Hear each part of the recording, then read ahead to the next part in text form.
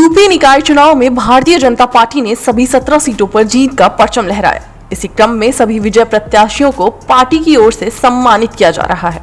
आज लखनऊ के नवनिर्वाचित महापौर सुषमा खरकवाल का सम्मान समारोह आयोजित किया गया। इस समारोह में लखनऊ से विजयी भाजपा पार्षदों का सम्मान भी किया गया। सम्मान समारोह में महापौर पार्षदों के साथ कई अन्य वरिष्ठ भाजपा नेता भी मौजूद रहे, जिनमें पूर्व मंत्री महेंद्र सिंह, भाजपा नेता नीरज सिंह, विधायक नीरज बोरा, विधायक योगेश शुक्ला, एमएलसी पवन सिंह समेत कई अन्य वरिष्ठ नेता सभी का सम्मान करते नजर आए। सम्मान समारोह में सभी पार्षदों को जनता की समस्याओं का समाधान निर्धारित समय के अंदर करने के निर्देश दिए गए। वहीं महापौर सुषमा खरकवाल ने कहा कि लखनऊ की जनता ने उन्हें अपना आशीर्वाद और प्यार दिया। उन्होंने कहा कि लोगों की सभी समस्याओं को प्राथमिकता पर रखकर उसका समाधान करना सबसे पहला लक्ष्य होगा। निकाय चुनाव में 17 की 17 नगर निगम सीटों पर भारतीय जनता पार्टी ने एक बार फिर अपना परचम लहराया है। राजधानी लखनऊ की तस्वीरें हम आपको दिखा रहे हैं, जहां पर आज जो लखनऊ की नवनिर्वाचित जो मेयर हैं सुषमा खरकवाल जी, उनके साथ साथ जितने भी नए पार्षद हैं उन सभी का आज यहाँ पे सम्मान समारोह किया जा रहा है। स्टेज के ऊपर हम आपको दिखाते हैं कि जो भाजपा के कई वरिष्ठ नेता हैं वो भी यहाँ पे मौजूद हैं। बड़ी संख्या में भाजपा कार्यकर्ता जो है वो यहाँ पे जोश से लबरेज नजर आ रहे हैं। तो कुल मिला के जो निकाय चुनाव था उसमें कहीं ना कहीं भाजपा का जो परफॉर्मेंस था वो काफ़ी बेहतर था। इसी क्रम में आज यहाँ पे तमाम सारे वरिष्ठ नेता जो है वो नए पार्षदों का जो है सम्मान समारोह कर रहे हैं, जिसमें जो नवनिर्वाचित मेयर हैं सुषमा खरकवाल वो भी शामिल हैं। दिखाते हैं आपको, विधायक नीरज बोरा जी हमारे साथ हैं। सर, काफ़ी बड़ा दिन है आज, एक बार फिर 17 की 17 नगर निगम पे भाजपा ने सर एक बार फिर कब्जा किया। सबसे पहले क्या कहना चाहेंगे? यह जीत कार्यकर्ताओं की जीत है और मुख्यतः मैं यूँ कहूँगा उत्तर प्रदेश के यशस्वी मुख्यमंत्री श्रद्धेय योगी जी का परिश्रम, उनका सुशासन और जिस तरीके से उनका सुदर्शन चक्र चल रहा था, उत्तर प्रदेश में पूरी एक लहर चल रही थी, योगी लहर चल रही थी, और उससे ये जीत हुई है।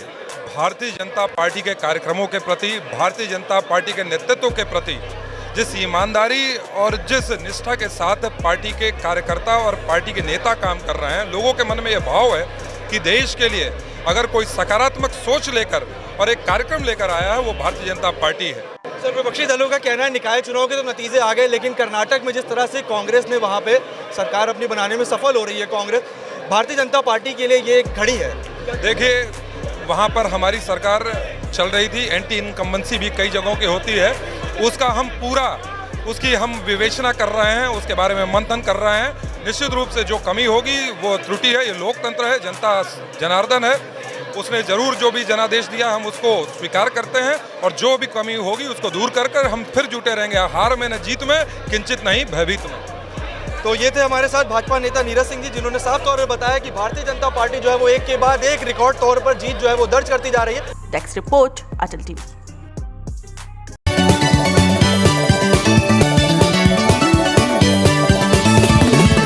अतीक अहमद तुम अमर हो, अतीक अहमद तुम अमर हो, अतीक अहमद तुम अमर हो, अमर रहोगे। तुम्हें मैं भारत रत्न दिलाऊंगा, तुम्हें सम्मान दिलाऊंगा, शहीद का दर्जा दिलाऊंगा। अतीक अहमद के जिस तरह से योगी सरकार ने मर्डर कराया, योगी जी को इस्तीफा देना चाहिए। मैं कांग्रेस का वार्ड नंबर 43 से पार्षद प्रत्याशी हूँ और मैं ये मांग करता हूँ कि अतीक अहमद को भारत रत्न दिया जाए। और क्योंकि जनपत्नी भी थे, वो शहीद हुए हैं, उनको शहीद का दर्जा दिया जाना चाहिए और अतीक अहमद को शहीद का दर्जा दिया जाना चाहिए और भारत रत्न दिया जाए। मोदी, जब मुलायम सिंह को पद्म विभूषण मिल सकता है तो अतीक अहमद को संसद से, अतीक अहमद को क्यों नहीं मिलता भारत रत्न? उनको क्यों राष्ट्रीय सम्मान नहीं दिया गया? क्यों नहीं उनको तिरंगा झंडा उड़ाया गया? इस वीडियो को देख करके आपको बहुत कुछ याद आ गया होगा। वो पल याद आ गया होगा जब अतीक अहमद की मौत हुई थी और उसके बाद एक कांग्रेसी प्रत्याशी ने उन्हें शहीद का दर्जा दे दिया था, अतीक अहमद की कब्र पर तिरंगा लहरा दिया था। लेकिन अब आप सब जानना चाह रहे होंगे कि अतीक अहमद की कब्र पर तिरंगा लहराने वाला ये कांग्रेस प्रत्याशी नतीजों में कहां रहा है। दरअसल यूपी नगर निकाय चुनाव के परिणाम घोषित हो चुके हैं। सूबे की शहरी निकायों में बीजेपी की प्रचंड जीत हुई है। प्रयागराज में माफिया अतीक अहमद और उसके भाई अशरफ की कब्र पर तिरंगा चढ़ाने वाले कांग्रेसी प्रत्याशी राजकुमार सिंह उर्फ राजू भैया को वोटरों ने सिरे से नकार दिया है। कांग्रेस प्रत्याशी अपने वार्ड में सबसे आखिरी पायदान पर रहे हैं। कांग्रेस उम्मीदवार राजकुमार सिंह उर्फ राजू भैया को अपने वार्ड में सिर्फ 71 वोट मिले हैं। यहां से बीजेपी के रितेश मिश्रा को जीत मिली है। राजकुमार सिंह कांग्रेस के सिंबल पर प्रयागराज नगर निगम के वार्ड 43 आजाद स्क्वायर से चुनाव लड़ रहा था। अपने वार्ड में रज्जू भैया 71 वोट पाकर अंतिम पायदान पर रहे हैं। इस सीट पर बीजेपी के रितेश मिश्रा ने जीत दर्ज की है। बता दें कि पुलिस अभिरक्षा में अतीक अहमद और उसके भाई की हत्या के बाद कांग्रेस प्रत्याशी ने दोनों की कब्र पर तिरंगा चढ़ाया था और भारत रत्न देने की मांग की थी। राजकुमार सिंह ने अतीक अहमद को शहीद बताया था। उनका यह बयान वायरल होने के बाद पुलिस ने मुकदमा दर्ज करते हुए उन्हें गिरफ्तार भी कर लिया था। गौरतलब है कि प्रयागराज नगर निगम में एक बार फिर बीजेपी ने कमल खिलाया है। बीजेपी प्रत्याशी उमेश चंद्र गणेश केसरवानी प्रयागराज के नए मेयर चुने गए हैं। उन्होंने 1 लाख से ज्यादा वोटों से जीत हासिल की है। वहीं नगर निगम की सभी 100 वार्डों के पार्षद प्रत्याशियों के भी नतीजे घोषित हो गए हैं। 56 वार्डों में बीजेपी के पार्षद पद पर प्रत्याशियों ने अपना परचम लहराया है, जबकि 16 वार्डों में समाजवादी पार्टी जीत हासिल करी है। 19 वार्डों में निर्दल प्रत्याशियों ने जीत दर्ज की है। इसके साथ ही 4 वार्डों में कांग्रेस प्रत्याशियों ने जीत पर अपना दबदबा कायम रखा है। डेस्क रिपोर्ट, अटल टीवी।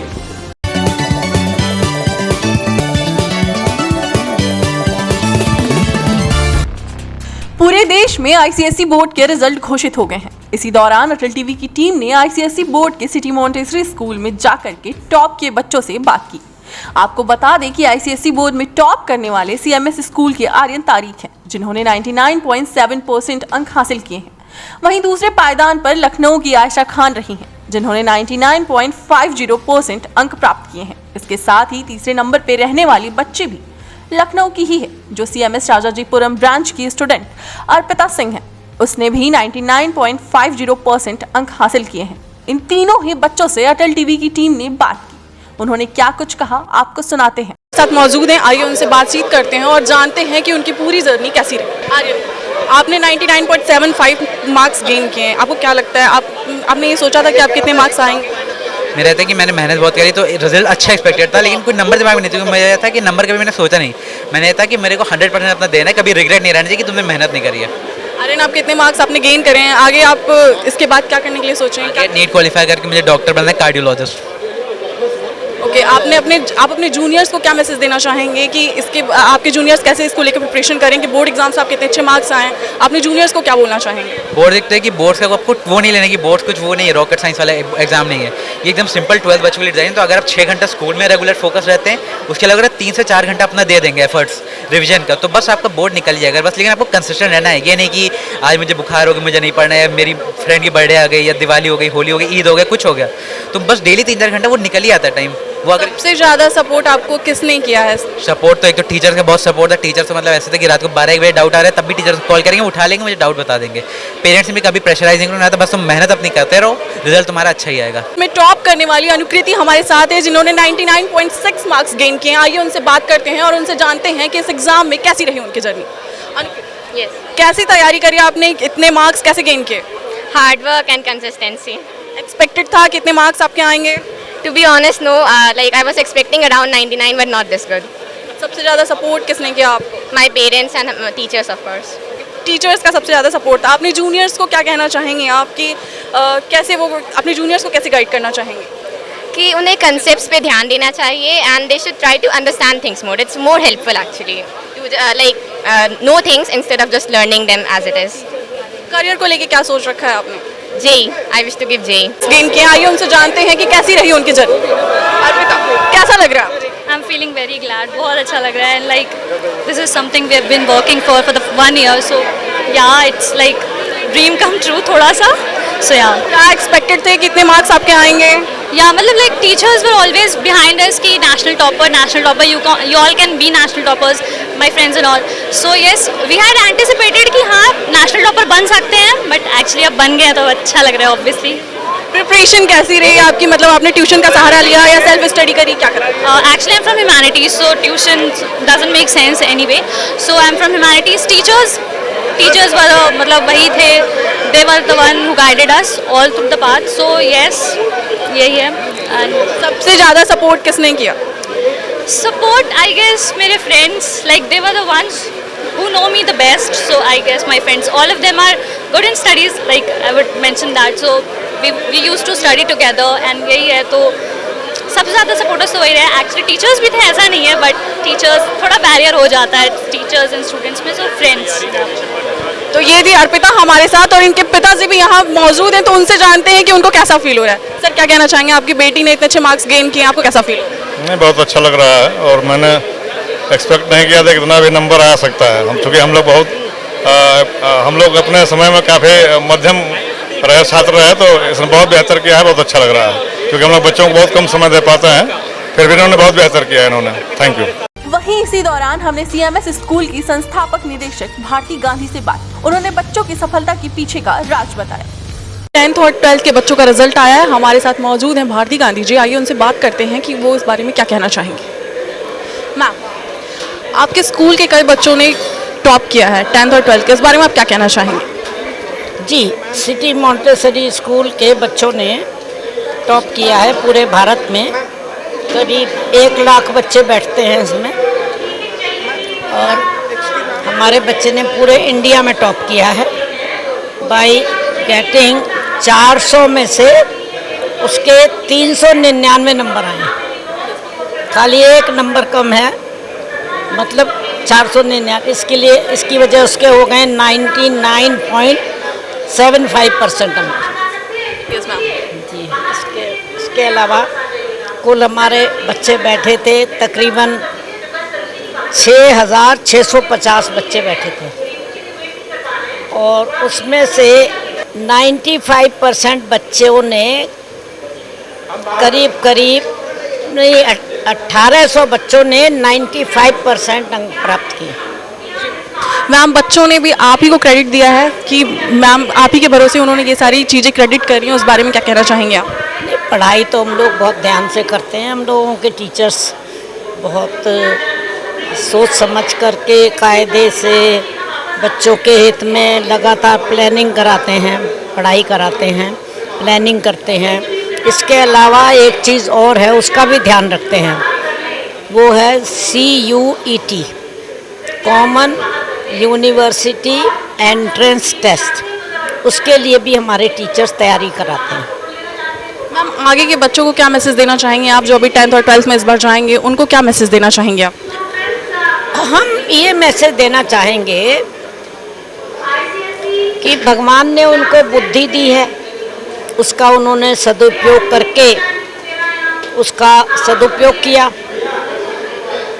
लेकिन भगवान ने उनको जो एक दूसरी चीज़ दी है, मानव मात्र की सेवा करना, तो उसमें वो आगे बढ़ें और विश्व की एक सरकार बनाएं और दुनिया से लड़ाइयाँ दूर करें. कि हमारे यहाँ जो 6,650 बच्चे परीक्षा में बैठे थे, सभी बच्चे फर्स्ट डिवीज़न से तो कम है ही नहीं भगवान की कृपा से. लेकिन उसमें से 4,200 बच्चों ने 90% से भी अधिक अंक प्राप्त किए. तो ये थे वो बच्चे जिन्होंने ICSE बोर्ड में अच्छे मार्क्स हासिल किए हैं. अटल टीवी इनके उज्जवल भविष्य की कामना करता है. कैमरा पर्सन विवेक के साथ मैं अंजलि सिंह.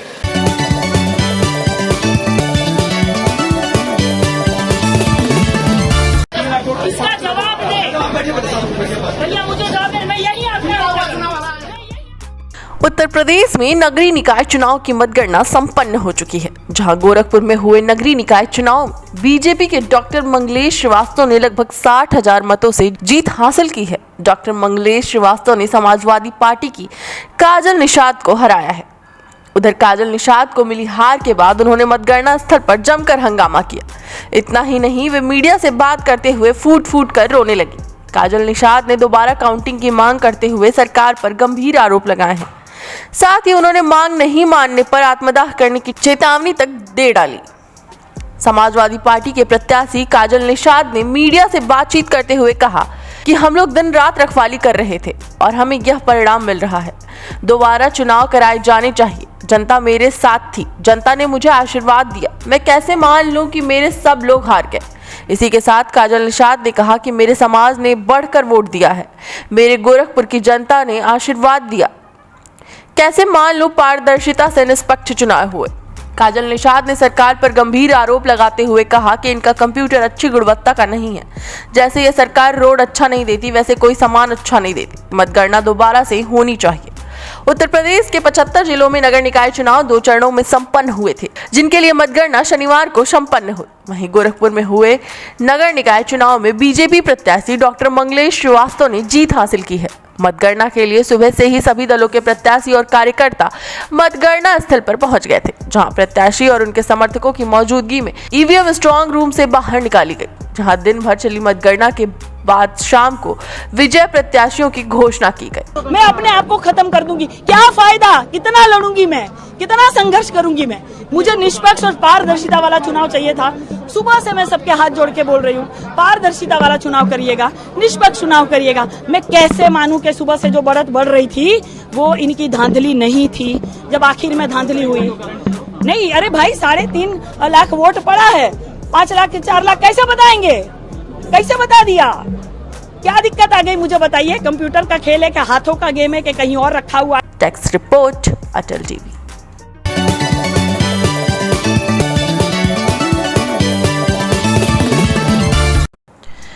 विवाह एक ऐसी रीति है जो सदियों से चली आ रही है। समय के साथ साथ इसमें कई तरह के बदलाव हुए हैं, लेकिन एक चीज जो अभी तक नहीं बदली वो है शादी में दुल्हन का लाल रंग का जोड़ा पहनना। आपने अक्सर हिंदू शादी विवाह में दुल्हन को लाल रंग के जोड़े में सजा देखा होगा।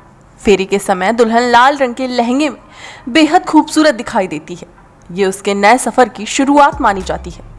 लाल रंग का जोड़ा देखकर क्या आपके मन में भी यही सवाल आता है कि आखिर दुल्हन लाल रंग का लहंगा ही क्यों पहनती है?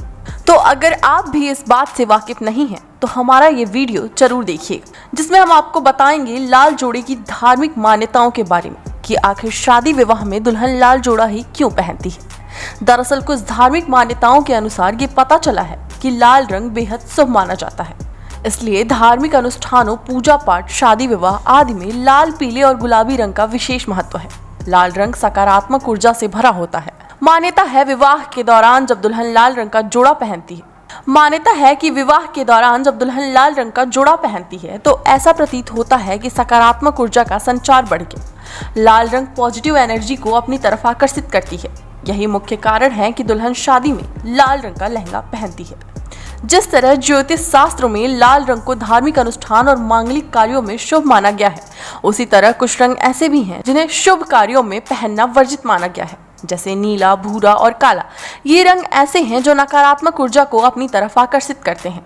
प्रचलित मान्यताओं के अनुसार यदि शुभ कार्य, धार्मिक अनुष्ठान या पूजा पाठ में इस रंग के वस्त्र धारण करते हैं तो अशुभ होने की संभावना बढ़ जाती है। इसलिए इस दौरान काला, नीला और भूरा रंग पहनने की मनाही होती है। टेक्स्ट रिपोर्ट, अटल टीवी।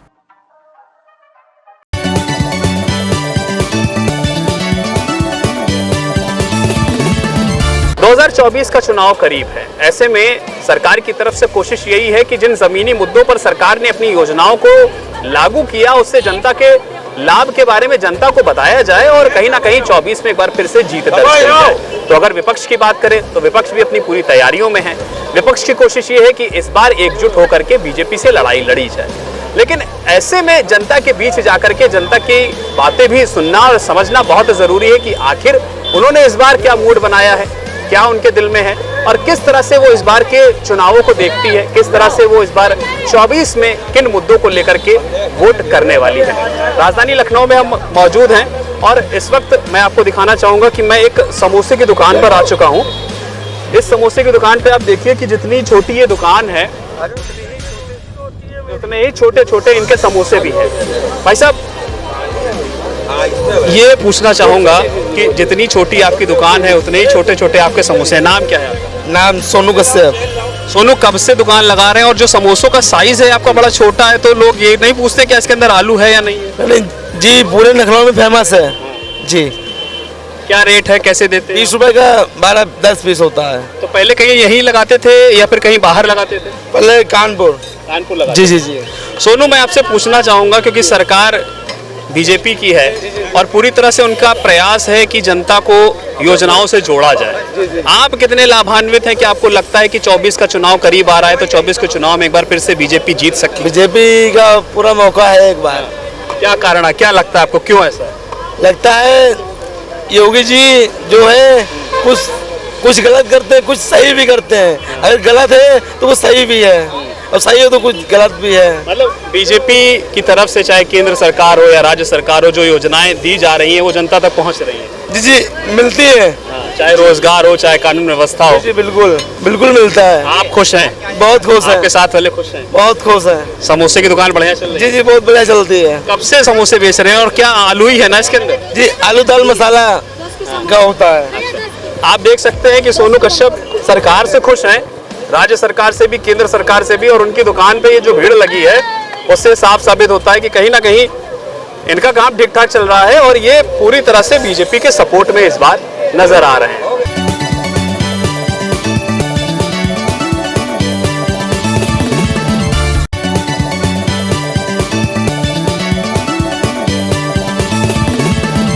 यूपी की लूट देख लो, कर्नाटक तो बाद में जाना और पहले तो एटा समझ लो आप, और आपसे बेहतर कौन समझेगा। हमें उम्मीद है कि प्रेस के लोगों को सच्चाई पता है। अगर हम एटा का ही जान लें, बहुत सारे मतदाता जो मतदान करना चाहते थे, ये ज़बरदस्ती उन्होंने वोट नहीं डालने दिया, और जो लोग वोट डाल भी आए और जब गिनती हुई है उसमें जो हथकंडे भारतीय जनता पार्टी अपना सकती थी वो हथकंडे अपनाए गए। केवल जीत, लोकतंत्र खत्म हो जाए, कानून खत्म हो जाए, नियम खत्म हो जाए, जो हमें अधिकार मिले वो खत्म हो जाए, उसकी किसी की परवाह नहीं है भारतीय जनता पार्टी को। भारतीय जनता पार्टी का लक्ष्य केवल जीत है, चाहे उसमें उन्हें कोई भी हथकंडा अपनाना पड़े। यहाँ पर बड़े पैमाने पर शिकायत है समाजवादी पार्टी के जिन मोहल्लों में मतदान होना था, ज़्यादा मतदाता रहता था, पुलिस फोर्स लगा करके मतदान होने नहीं दिया। और आपसे बेहतर कौन जानेगा, आपको वो समय भी याद होगा जिस समय एमएलसी का पर्चा फाइल नहीं होने दे रहे थे, समाजवादी पार्टी के प्रत्याशी के कपड़े फाड़ दिए गए थे। केवल एक जगह नहीं, पूरे प्रदेश में एमएलसी के चुनाव में पर्चे नहीं भरने दिए। पर्चे भर लिए तो ज़बरदस्ती सरकार से इतना दबाव बनाया कि अपने पक्ष में माहौल बना लिया, अपने पक्ष में मतदान करा लिया। उससे पहले ब्लॉक प्रमुख की हुई, जिला पंचायत हुई, वो आपने देखी क्या तांडव, किस तरह का कानून और किस तरह से अधिकारियों ने भारतीय जनता पार्टी के कार्यकर्ता बनकर के काम किया। जो अधिकारी हैं उनकी कहीं न कहीं ये जिम्मेदारी बनती है कि जो संविधान में और जो नियम हैं, जो कानून है, उसके तहत तो चलें। लेकिन इधर भारतीय जनता पार्टी ने अधिकारियों को भी अपना पार्टी का सदस्य बना दिया है। जो भारतीय जनता पार्टी कहेगी वही कानून है। अभी मैं बेवर के लोगों से मिल के आया, जो पार्टी का जीत गया सदस्य, चेयरमैन जो बन गया, उसे बैठाया और सर्टिफिकेट दूसरे को दे दिया।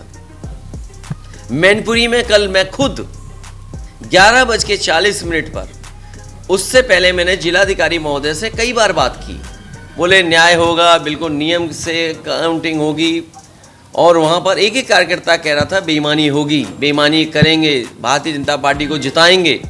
मेरी लगभग 8 या 9 बार डीएम मैनपुरी से बात हुई। जब मुझे लगा कि ये जिला अधिकारी कुछ नहीं कर सकते, मैंने जानबूझ करके कोशिश की कमिश्नर से बात करूं। पहली बार किसी कमिश्नर से मैंने बात की। मैंने कमिश्नर से कहा कि मैनपुरी में बेईमानी हो रही है। कमिश्नर ने कहा मैं दिखवाता हूं, 11:40 की बात है। उसके बाद वहां के पुलिस के बड़े अधिकारी से बात हुई।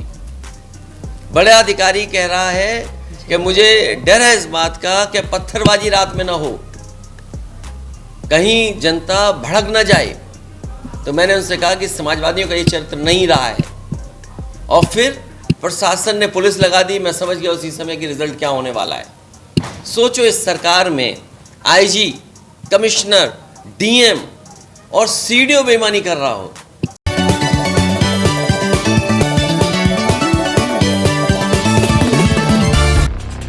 पूरे देश में आईसीएसई बोर्ड के रिजल्ट घोषित हो गए हैं। इसी दौरान अटल टीवी की टीम ने आईसीएसई बोर्ड के सिटी मॉन्टेसरी स्कूल में जाकर के टॉप के बच्चों से बात की।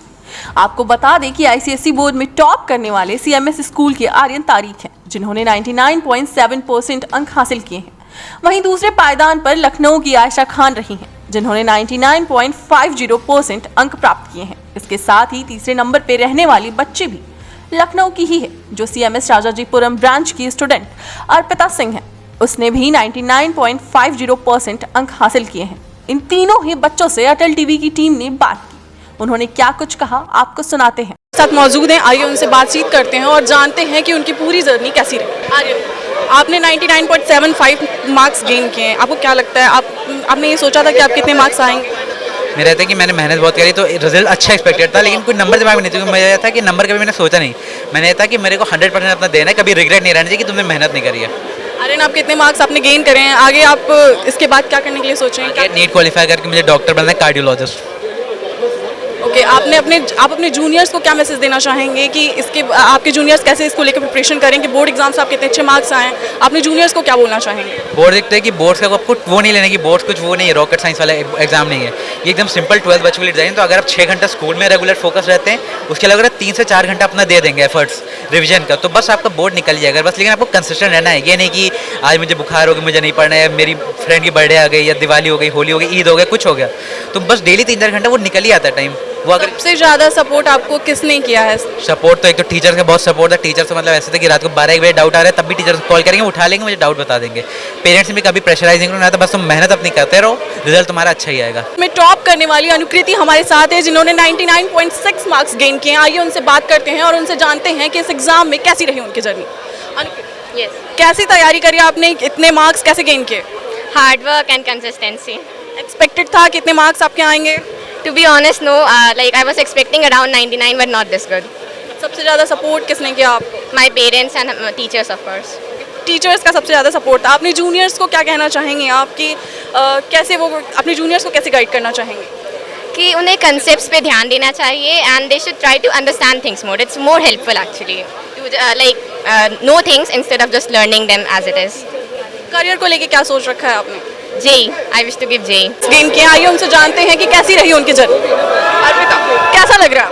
आई एम फीलिंग वेरी ग्लैड, बहुत अच्छा लग रहा है। Like this is something we have been working for the 1 year, so yeah it's like dream come true थोड़ा सा।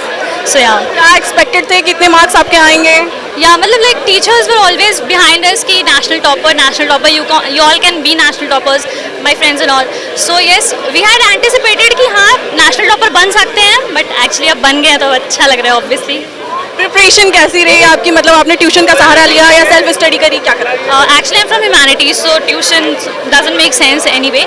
So I'm from humanities. Teachers were मतलब वही थे, they were the one who guided us all through the path. So yes, यही है.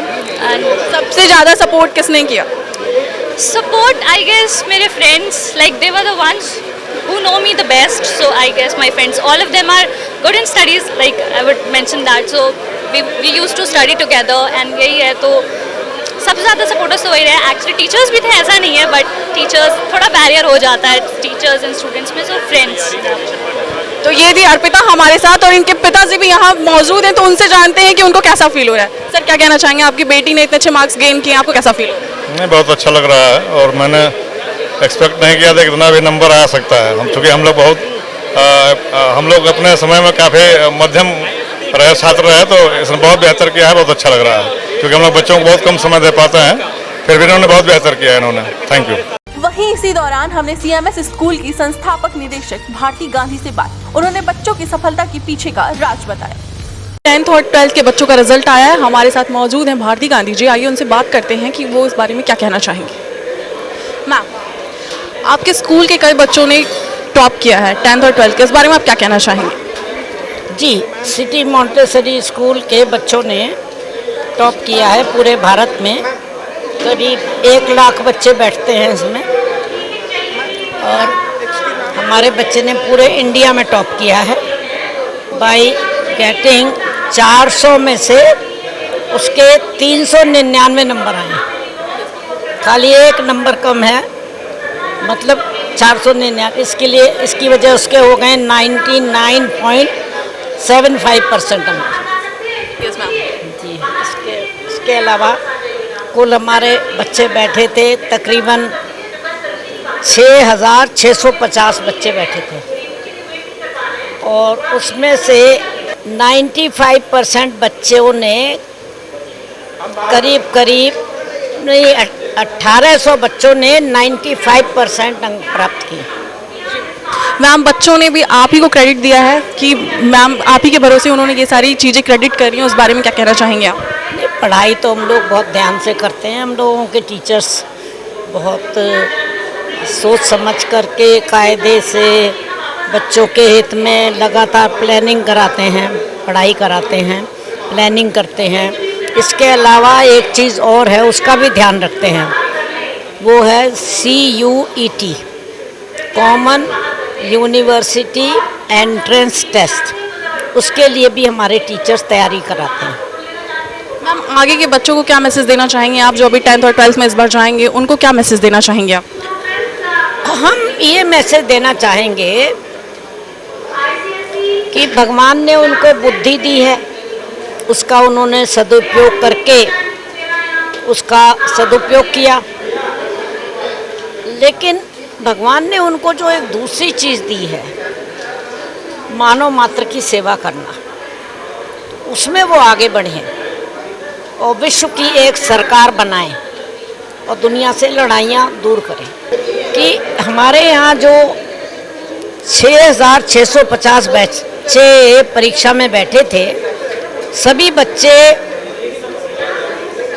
First division से तो कम है ही नहीं भगवान की कृपा से, लेकिन उसमें से 4,200 बच्चों ने 90% से भी अधिक अंक प्राप्त किए। तो ये थे वो बच्चे जिन्होंने ICSE बोर्ड में अच्छे मार्क्स हासिल किए हैं। अटल टीवी इनके उज्जवल भविष्य की कामना करता है। कैमरा पर्सन विवेक के साथ मैं अंजलि सिंह।